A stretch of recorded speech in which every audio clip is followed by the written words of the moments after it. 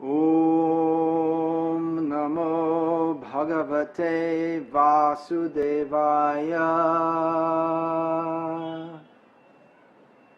Today we are reading from Bhagavad Gita, as it is, by His Divine Grace A.C. Bhaktivedanta Swami Prabhupada, the founder Acharya of the International Society for Krishna Consciousness, who has so kindly presented the knowledge of Bhagavad Gita in clear and straightforward manner for the benefit of the whole world. Today we're reading from chapter 9, texts 20 and 21. I'll read the Sanskrit of verse 20 with Srila Prabhupada's translation. Trividya mang somapah putapapa Yagyair ishtva swargating prarthayante Te punyam asadya surendra lokam Ashnanti divyan divideva bhogan. Srila Prabhupada's translation. Those who study the Vedas and drink the Soma juice, seeking the heavenly planets, worship me indirectly. Purified of sinful reactions, they take birth on the pious heavenly planet of Indra, where they enjoy godly delights. Nama Om Vishnu Padaya Krishna Preshtaya Bhutale Srimate Bhakti Vedanta Swami Iti Namine Namaste Saraswati Devi Gauravani Pracharine Nirvishesha Shunyavadi Paschatya Deshatani Sri Krishna Chaitanya Prabhu Nityananda Shri Advaita Gadadhara Shivasadi Gaur Bhakta Vrinda Hare Krishna Krishna Krishna Hare Hare Hare Rama, Rama Rama, Hare Hare. This Bhagavad Gita is the basic knowledge of advanced spiritual life, but to even begin to understand it, we need some background knowledge. Just like if we talk about, in mathematics, basic calculus, so it might be basic, but to even begin to enter calculus, one has to know, of course, basic addition, subtraction, and then algebra, geometry, trigonometry, then we go on. So, here Lord Krishna is speaking about concepts which, although they're very basic concepts of spiritual understanding, actually it's even basic to spiritual understanding, even prior to spiritual understanding, it's not understood by people who are educated in what we can call the modern empiric or mechanistic system. Here Lord Krishna speaks about persons who study the Vedas and follow the Vedic processes, and as a result of performing that punya karma or pious activities, they get elevated to the Surendra Loka. That means the Swarga Loka or the heavenly planets. Now what's going on here is delineation of the subtle laws of the universe. We've heard that for every action there is an equal and opposite reaction, and that works not only in the sphere of physics, but there is also metaphysics, the laws of karma.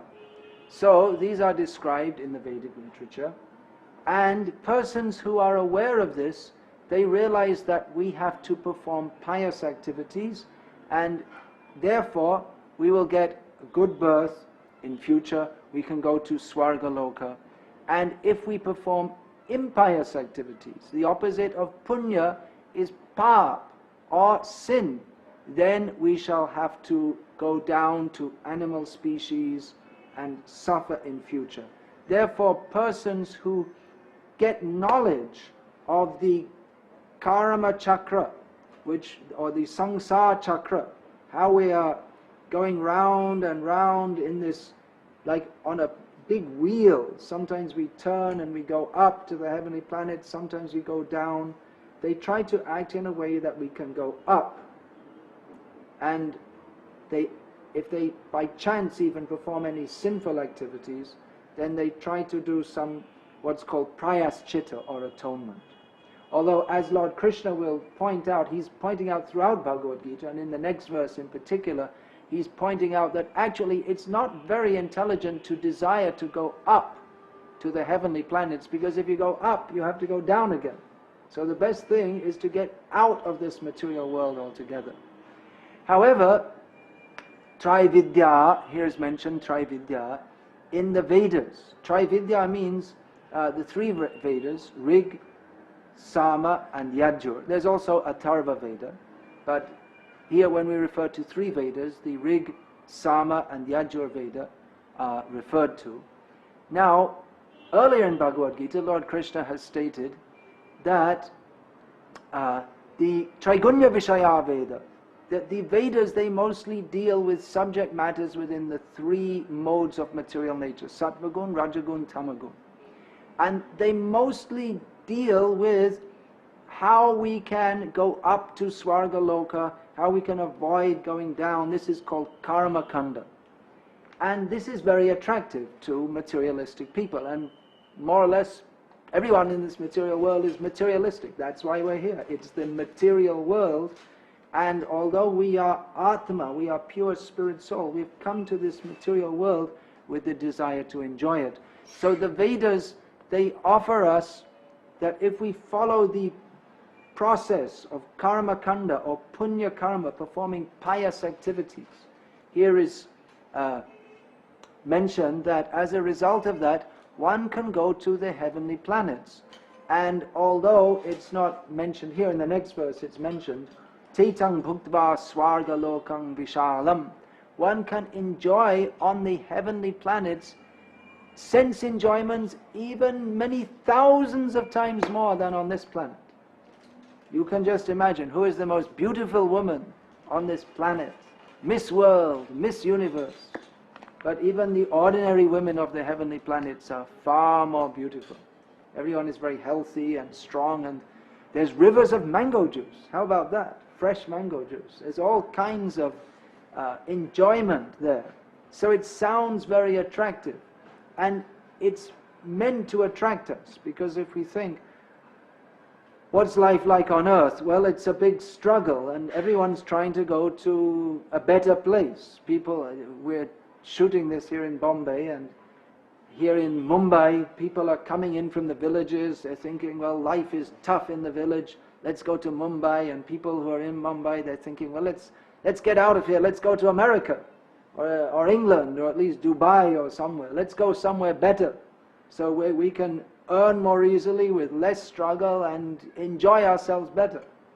So the Vedic process offers, you can go to a place better than America, better than England, better than Mumbai. You can go to the heavenly planets by performing pious activities. So the Vedic process is not actually meant for going to the heavenly planets, but it's just to attract people's attention. Actually, this Vedic knowledge, this Bhagavad Gita, is the summary of all the highest knowledge of the Vedas. So even though in the Vedas there are sections which recommend, yes, go to the heavenly planets, perform pious activities, that's just to bring people into religious life, to attract their attention. It's something like you want to get the child to study the homework, so you say, all right, I'll give you a nice sweet, then you have to do the homework. So something like that. For his own benefit, you're giving him some little attraction.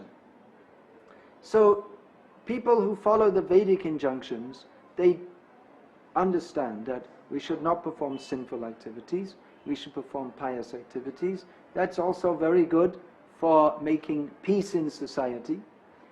And as a result of doing so, they shall be elevated to the heavenly planets, where they can drink soma juice, which is something like drinking wine, but it doesn't give you a headache, and it's intoxicating, but in a heavenly way, and not in a manner that you become completely stupid, like people who drink wine on this planet. They're stupid to drink wine in the first place, and when they drink it, they become more stupid.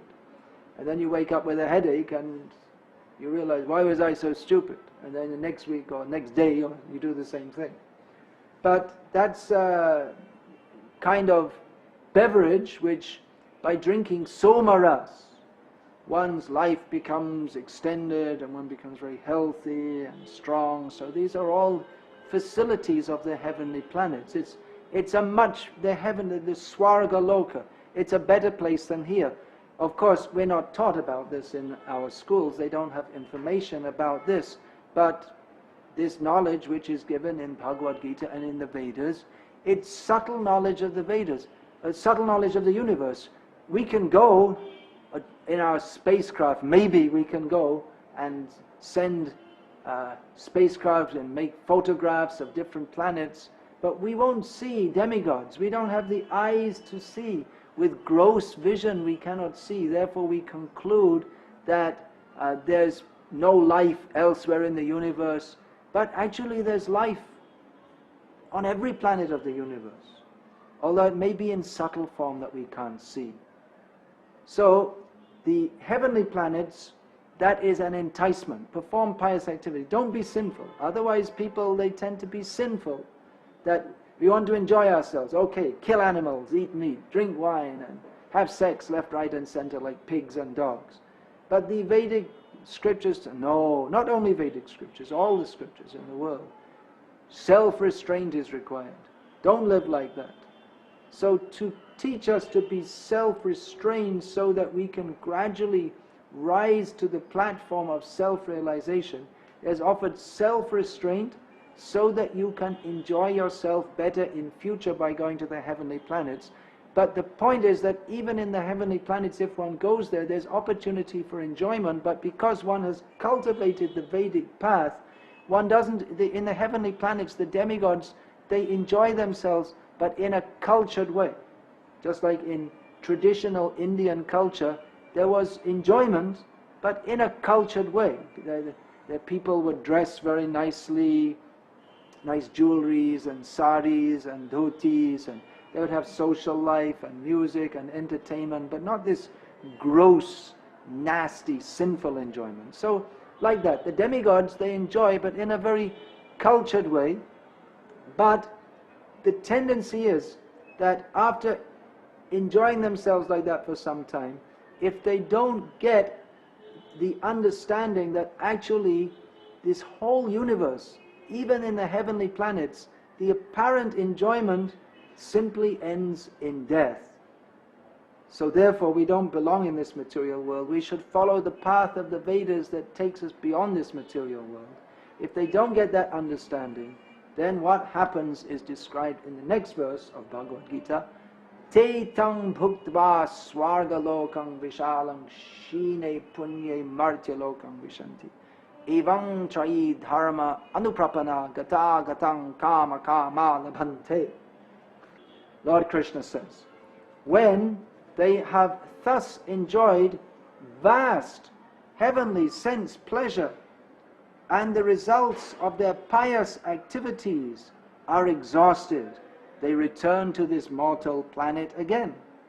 Thus, those who seek sense enjoyment by adhering to the principles of the three Vedas achieve only repeated birth and death. What's going on here, what's being explained is that according to the level of one's punya, one is elevated to the Swargaloka, where you get the body of a Deva or a Devi, and there's ample facility for enjoying life for a very long time. The demigods, they live for 100 years, but each day in that 100 years is equivalent to 6 months on this planet. Therefore the demigods are called Amara, which means no death. But what happens, it's just like you do punya karma, pious activities, doing good to others, digging wells for the public benefit, planting shade trees on the road, making hospitals, all this kind of thing can be considered pious activities. So according to the level of one's pious activities, one gets a post in the heavenly planets. It's something like earning money and depositing in a bank account, and then at some point you start enjoying yourself. You're withdrawing and spending the money and spending the money, and then one day you go to the bank and say, I want to withdraw another lakh of rupees, sorry, balance finished. You're again poor man. So it's like that. In the heavenly planets, you stay for some time and you enjoy. So actually, it's only so-called enjoyment. There's no real enjoyment even in the heavenly planets. That's an important message. That's discussed elsewhere in Bhagavad Gita, that even in the heavenly planets, there's no real happiness.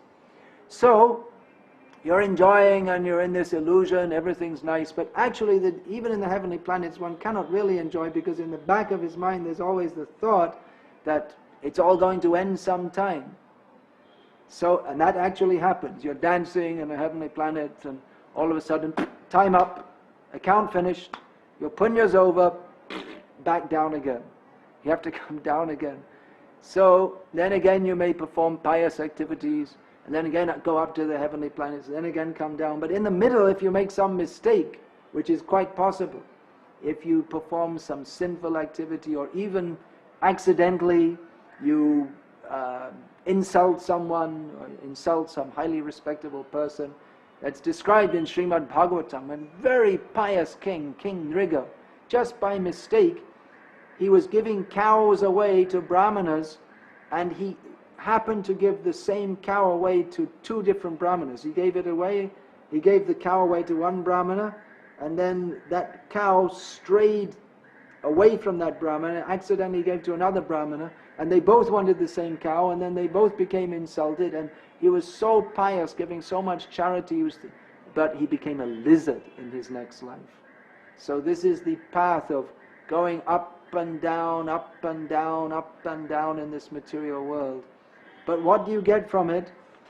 They only get repeated birth and death, the ultimate result. You may live a long time on the heavenly planets. It seems like a long time. Just like to an ant crawling, there may be an ant crawling around. It may seem that if somehow we could inform the ant that the human beings are living so long, they're much longer than the ants, they may think, oh, that's a very long lifetime. But when we hear, the same way we hear about the lifetime of the demigods, we think, oh, they live 100 years, and each day is 6 months, each day and each night. So practically 1 year by human calculation is 1 day of the demigods, and there's 30 days in their months and 12 months in a year, and they live 100 years. It's a long time. So to us it seems like a very long time, but it's finished very soon. Everything's finished. In this material world, everything has to be finished very soon. So this is the message that Krishna is giving again and again in Bhagavad Gita. Elsewhere in the Vedic literatures, there are more descriptions of the heavenly planets, and it sounds very attractive, but there's a catch. It sounds very attractive that there's Vishal, Tetang Bhukva Swargalokam Vishalam, Vishala Sukh. There's tremendous happiness. It seems like that. But ultimately, it all comes to nothing. And we see that people, whatever we expect in the material world will make us happy. In the end, it doesn't make us happy. We think, I'll get this, I'll buy this new car, I'll get a house in the best part of the city, but we're never happy. It's just Shuti Sukh. We hear about it, we think it will make us happy, but it doesn't make us happy. So this Krishna is pointing out to Arjuna. Look, Arjuna, you're a Kshatriya. You went to the heavenly planets. You remember reading that? You heard that in Mahabharata? How Arjuna, he went to the heavenly planets. He's the son of Indra. So he went there. He was called there by Indra for some purpose, to get some weapons. So he went there, but because Arjuna is a great devotee of Krishna, he's not just an ordinary fighter, and Krishna is not just an ordinary person. Krishna is the Supreme Personality of Godhead. So Arjuna, even though he went to the heavenly planets, he wasn't attracted by the so-called sensual enjoyment there. Even Urvashi, the greatly famous, beautiful woman, Apsara of the heavenly planets, proposed to Arjuna. Arjuna, no, I cannot. You are my mother. He refused. So a great devotee of Krishna, he is not attracted by this material enjoyment. And Krishna, the Supreme Personality of Godhead, is speaking this Bhagavad Gita just to give us this knowledge of that which is for our highest benefit. Now it may seem to us that my highest benefit should be to go to the heavenly planets. And in the modern age there's very little information about this, and people think my highest benefit will be attained if I get high university degree and a good job, earn a lot of money. We don't even have information of the heavenly planets. We think that slaving it out on this planet, that's the best thing we can get. But Krishna is very kindly directing us towards that world beyond the flickering happiness of this material world, that the heavenly planets, that's better than Bombay, better than Dubai, better than England, better than America, surely, but is not our real place of happiness. We don't belong anywhere in this material world. We belong with Krishna. So, Krishna is very kindly pointing this out to us, that even if we think we are a tremendous success, we shall go to the heavenly planets, but it's all a failure. Everything we do in this material world, it only results in suffering. Even going to the heavenly planets, just consider. It's very difficult for us even to consider. We can hardly imagine what is the happiness enjoyed in the heavenly planets. We have very little idea.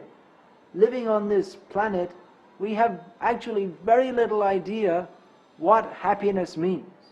We think that happiness means to go in an air-conditioned room on a hot day, or lick an ice cream, or have a girlfriend or a boyfriend or something like this. What happiness we can enjoy is extremely limited compared to the demigods, whose standard of sense gratification, whose experience of happiness is actually hundreds of thousands of times more than people on this planet. We can't imagine that. Of course, there's no machine for measuring happiness. There are machines for you can measure light, you can measure heat, you can measure speed, you can measure specific density, you can measure tensile strength. There are so many things you can measure. You cannot measure happiness. But if we could, then we would find that on the heavenly planets, the happiness is hundreds of thousands of times more on this planet. But even that, Krishna says, that is not real happiness. That is actually, although it seems like happiness, it's actually another phase of distress. It's very difficult to understand this unless we can experience the real happiness that comes from Krishna consciousness. And this is why that Krishna is speaking Bhagavad Gita. We have to read the whole Bhagavad Gita as it is. Please read this Bhagavad Gita by Srila Prabhupada. What we're speaking to you, we're speaking little bit at a time. You please take this Bhagavad Gita as it is by Srila Prabhupada. Study it very carefully. Become convinced of these truths which can help us in a way that is unimaginable. We can go to Krishna and enjoy with Krishna the transcendental bliss of pure bhakti to Him. That comes, of course, by chanting the Maha Mantra. Hare Krishna, Krishna Krishna, Hare Hare, Hare Rama, Rama Rama, Hare Hare. Chant Hare Krishna, read Bhagavad Gita as it is, and be enlightened. Hare Krishna.